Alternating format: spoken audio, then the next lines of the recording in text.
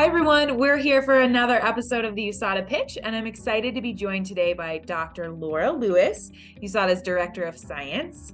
Laura oversees our Athlete Biological Passport program, and she leads many of our sample collection and analysis innovation projects. Today, she's going to tell us more about one of those projects involving a new blood collection device called the Tasso Plus, which actually made an appearance at the recent Boston Marathon.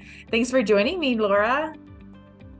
Hi, Avery. I'm super excited to be talking to you about the Tasso Plus today.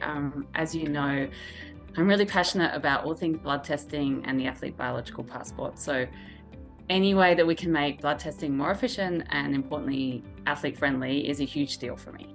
I've actually got a device here if you want to have a look.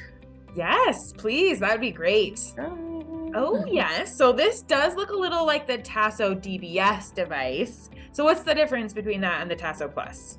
Yeah, well, you're very observant, totally right. It does look very similar because this button here is the same technology as the standard DBS device. But the main difference is the Tasso device draws liquid blood, so it's whole blood, and it's exactly the same as the blood that's drawn from a standard venipuncture, but just without a needle. And this actually collects 6 times less blood than a standard venipuncture, and even better, it's virtually painless. Wow. Can we see it in action? Yeah, sure. So all I need to do while we're sitting here is I just pop this on my arm up here and then press the button. And then as we continue talking, this is going to collect blood. So we'll see how it goes. Okay, and you didn't even make a face when you push the button. No, it doesn't hurt at all. It's just like a tiny little prick. That's awesome. So tell me, what type of analysis is possible from the Tasso Plus sample? Yeah, so as I said, it collects liquid blood. So the possibilities for analysis are pretty much the same that we would have from a standard venous sample. So at the moment, the Tasso offers a gold top tube and a purple top tube. So the gold is used for analysis for certain prohibited substances like growth hormone or EPO, whereas the purple top tube is used for the standard blood parameters of the athlete biological passport. I've started bleeding. Oh, it's happening. Yep, it's happening. So what can you tell me about the trial in Boston?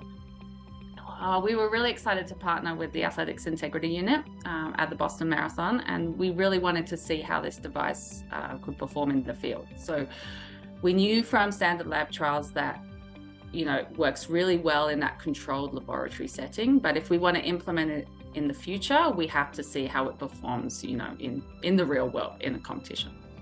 So we took the opportunity at Boston to ask athletes who were selected for testing if they would also agree to provide a Tasso sample, and then we were able to compare the results from the Tasso to the venous sample that was collected. Of course, it was really important that this was the athlete's own choice and that participation was voluntary, but the majority of athletes agreed, which was totally awesome. And the feedback was really positive, both from the DCOs and the athletes. And so we really hope that the data from this trial will be a significant step forward towards implementation. That's awesome. So how do you envision the Tasso Plus being used in the future?